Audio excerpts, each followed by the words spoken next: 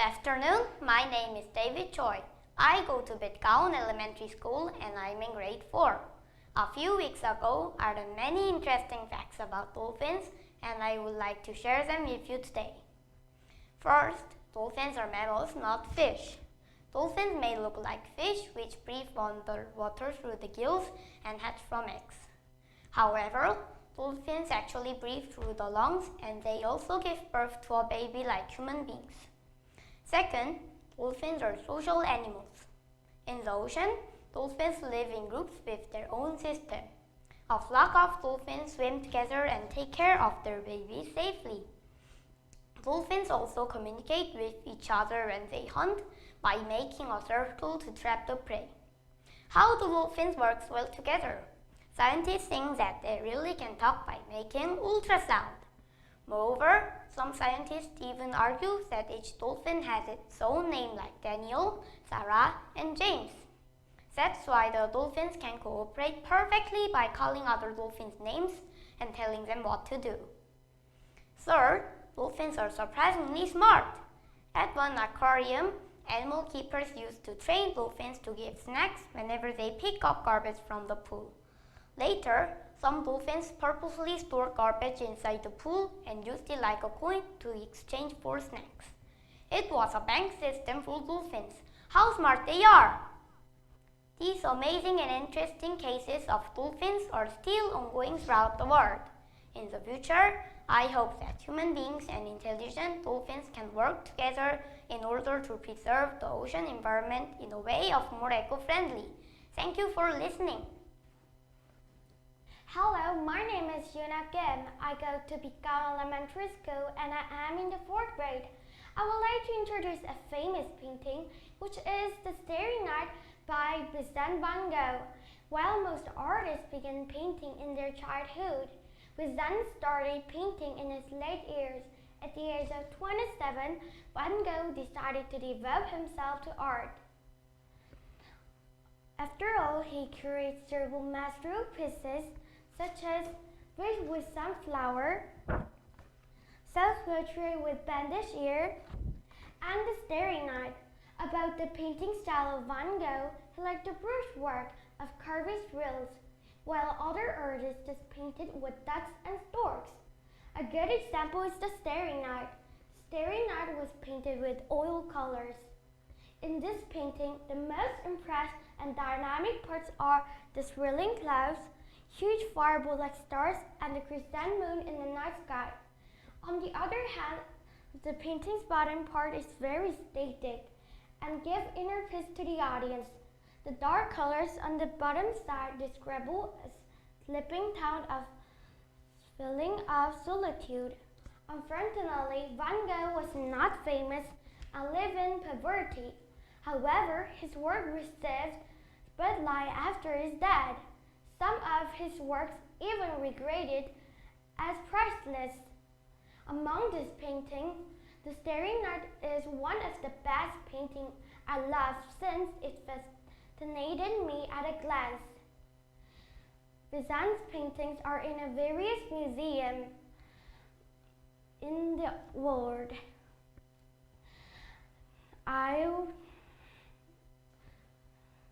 I never seen Vincent van Gogh's original paintings yet, but I want to see them in the near future. Thank you for listening.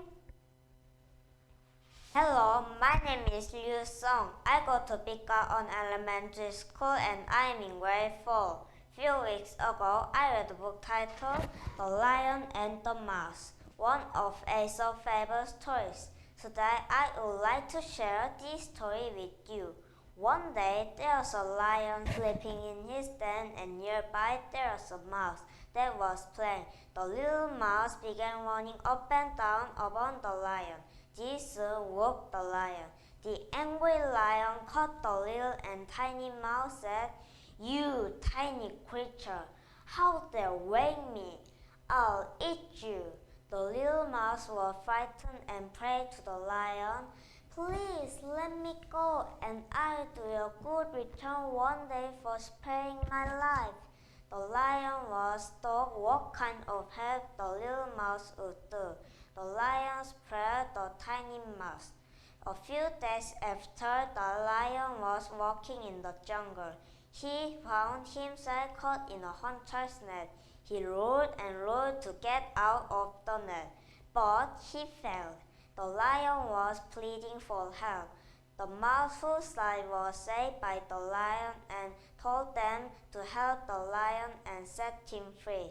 The lion told the little mouse and gathered all his friends and told them to help the lion and set him free. The lion and his friend caught the net by chewing it and finally set the lion free. The lion escaped and thanked to Tiny Mouse, and from that day, the lion and the little mouse became best friends.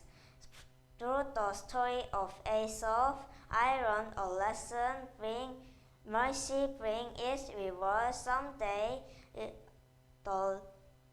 that even a small help could be a great help to someone else. Thank you for listening. Yes, I am. Okay, please start your speech. Hello, my name is Justine Park. I go to Anza Elementary School and I'm in grade 4. A few weeks ago, I read a book titled Mr. Seahorse, written by Eric Carle. Today, I would like to share this story with you. The main character of this book is Mr. Seahorse. Mrs. Seahorse laid her eggs on Mr. Seahorse's belly. She knew he would take good care of them. While he waits for the eggs to hatch, he meets other fathers caring for their baby. He met Mr. Stickleback, Mr. Tilapia, Mr. Curtis, Mr. Pipe, and Mr. Bullhead. All of the fathers take good care of their babies. Mr. Stickleback took care of his eggs in the nest. Mr. Curtis tucked his eggs in his head. Mr. Pipe also take care of his eggs along his belly. While Mr. Bullhead's eggs are hatched and he was already babysitting his children. When he finished his swim, it was time for eggs in Mr. Seahorse's pouch are born. Baby seahorse tumbled out of Mr. Seahorse's pouch and swam away. Among these awesome fathers, my favorite character was Mr. Tilapia. When Mrs. Tilapia laid her eggs, Mr. Tilapia carried and took care of them in his mouth. Fishes that collect eggs and hold on to them until they hatch are called mouth brooder. During this time, fish cannot feed but only protects its eggs until they hatch. For me, their effort and sacrifice for their baby was very impressive. My parents also take care of me like these fishes. I love my parents and I would like to make it up to them when I grow up. Thank you for listening. Okay, please start. Hello, my name is Alice Yoon. I go to Bikaon Elementary School and I'm in the 5th grade. I read a book about the planets and solar system. Space is a mysteriously huge place. It has trillions of stars and planets. The sun is just one of those stars. It is located in the center of our solar system. 8 planets, including Earth, move around the sun. There are 8 planets which are called Mercury, Venus, Earth, Mars, Jupiter, Saturn, Uranus, and Neptune. Mercury, the first planet, is made with rock and metal. Venus, the second planet, is easily spotted in the night sky because of its sparkling. Earth, the third planet where we live, is a treasure of life. Mars, the 4th planet, is called a red planet because of its red soil. Jupiter, the 5th planet, is the biggest planet and it spins very fast. Saturn, the 6th planet, has a ring made with rock and ice. Uranus, the 7th planet, has polar region where both the summer and winter last 42 years. Neptune, the 8th planet, is the farthest planet from the sun and the weather is very stormy.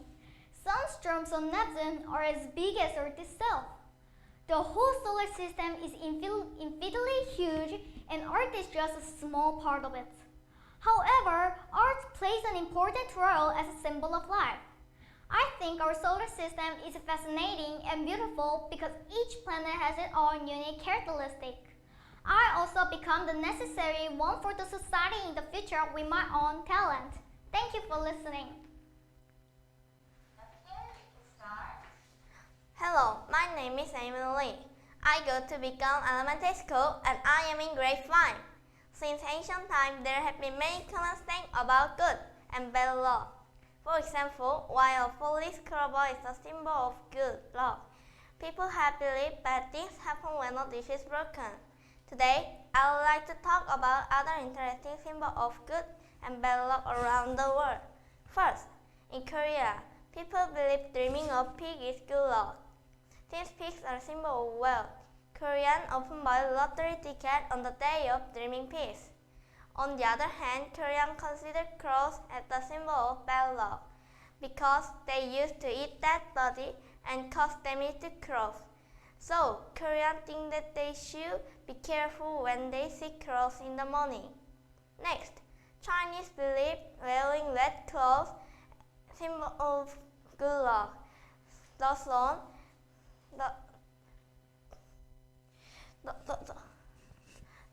the day of important national exam, most Chinese students wear red clothes and even the taxis and buses tie up a red ribbon. On the other hand, Chinese hate the number 4 since its pronunciation and similar word to the death, so it is hard to find a 4, 14 and 24th floor in most buildings of China. Lastly, in the USA, people believe making a wish while witnessing a shooting star will bring good luck. Shooting stars are said to possess magical power and positive energy. Hello, my name is Daniel Kim. I go to Moonbag Elementary School and I'm in grade 5. Few weeks ago, I read a book titled The Pied Piper of Hamelin, A Fable of Germany. Today, I would like to share this story with you. A long time ago, people in Hamelin had a big problem because there are too many rats in the town. People tried to get rid of the rats, but no one could solve the problem. Even the cats are afraid of the rats. After all, the chief of town offered the reward of many golds for eliminating the rats. One day, a stranger dressed in colorful clothes with a pipe in his hand came to Hamelin.